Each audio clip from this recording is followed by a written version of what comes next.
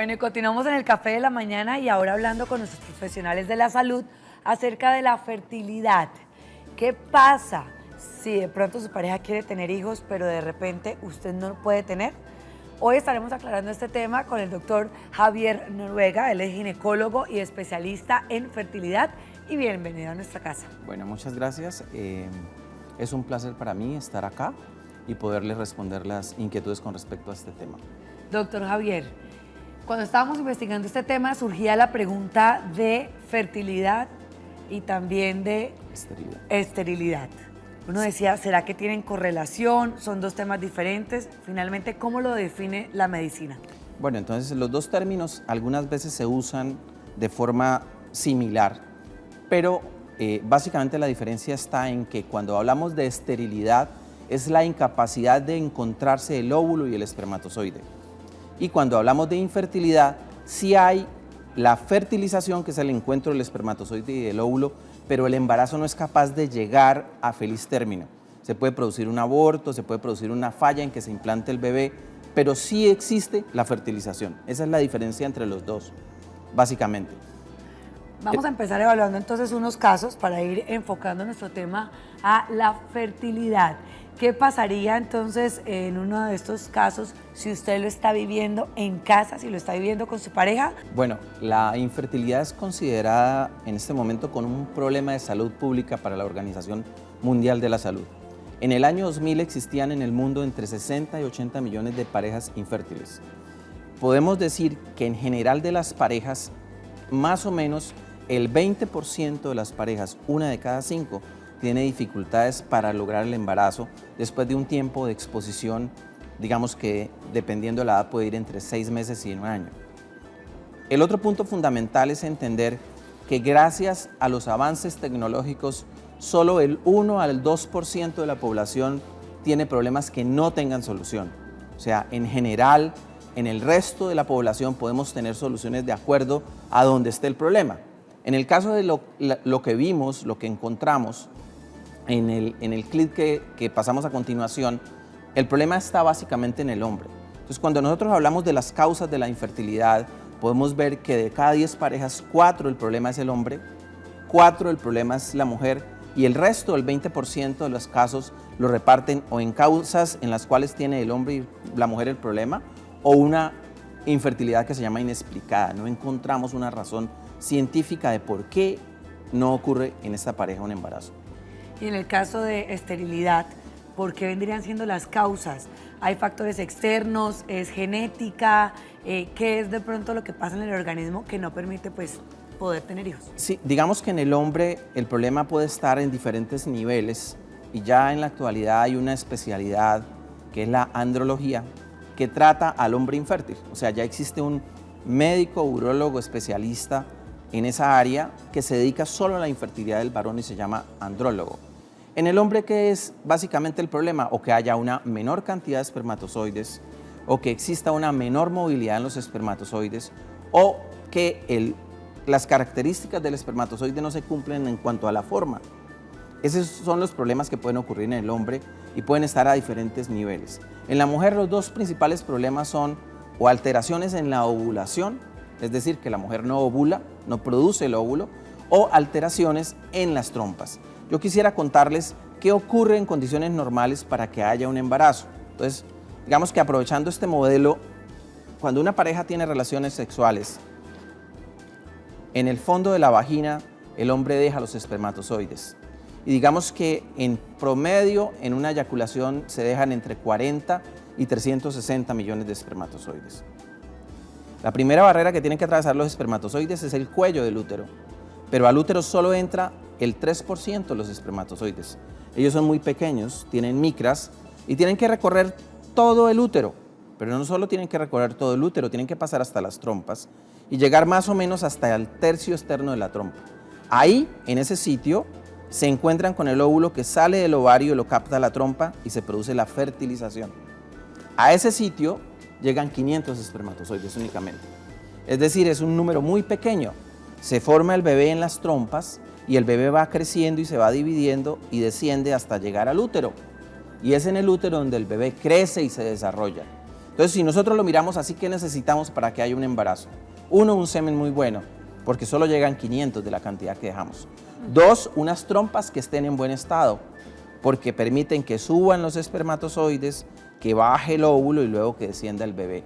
Una mujer que tenga un buen número de óvulos, una buena cantidad de óvulos, una mujer que esté ovulando y un útero que sea apto para permitir que allí crezca y se desarrolle un bebé. Perfecto, pero entonces, parejas en casa que nos están escuchando o de pronto mujeres y caballeros que estén pasando por esta situación, no se muevan de sus pantallas porque estamos con el doctor Javier Noriega, ginecólogo y especialista en fertilidad, que nos va a hablar acerca de esos otros métodos para usted poder dar a luz, para poder quedar embarazado o de pronto, ¿por qué no?, adoptar. Pero continuamos aquí en nuestra sección de profesionales en la salud. Estamos hablando del caso en que uno de los dos no pueda tener hijos. Estamos hablando de fertilidad. Y estamos con el doctor Javier Noriega, ginecólogo especialista en fertilidad. Televidentes, si quieren hacer preguntas, aprovechen desde ya porque las líneas van a estar abiertas y también nuestra línea de WhatsApp. Así que, doctor, estábamos hablando sobre de pronto el plan B.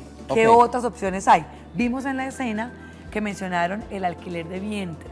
Ok, digamos que hay alternativas y yo les contaba que solo el 1 al 2% de las parejas tienen una infertilidad que no tenga solución. Pero existen posibilidades, entonces vamos a poner un par de casos hipotéticos. El primer caso es la señora que por razones de diferente índole le llegó la menopausia a los 32 o a los 34 años. Es decir, ella no produce óvulos. Esa paciente tiene la opción de tomar los óvulos de una donante para unirlos en conjunto con el semen de su pareja, formar un bebé y portar ella, dejo claro, ese bebé en su vientre. Eso se llama donación de óvulos y se usa, y en la actualidad en los diferentes centros de reproducción tenemos la posibilidad de brindarle a las parejas que tengan casos como este, esa posibilidad. La otra posibilidad es el hombre que definitivamente no produce espermatozoides y no hay forma de recuperarlos de su testículo o de estimularlo o de hacer que los produzca. Entonces ya en los centros de reproducción existen bancos de semen, que es semen que está congelado, de diferentes hombres fértiles, sanos, sin ningún problema, que pueden usarse para colocarlo dentro del útero de la señora, en el caso de una inseminación, y poder que ella se embarace. Eso sería una inseminación con semen de donante. O, si es el caso, y definitivamente por la edad o por las indicaciones, hay que hacerle una fertilización in vitro, también podemos usar ese semen de donantes que son anónimos y que tienen todas las condiciones para resolver el problema. Es decir, hay muchas alternativas que nos pueden brindar la posibilidad para la pareja de ser papás.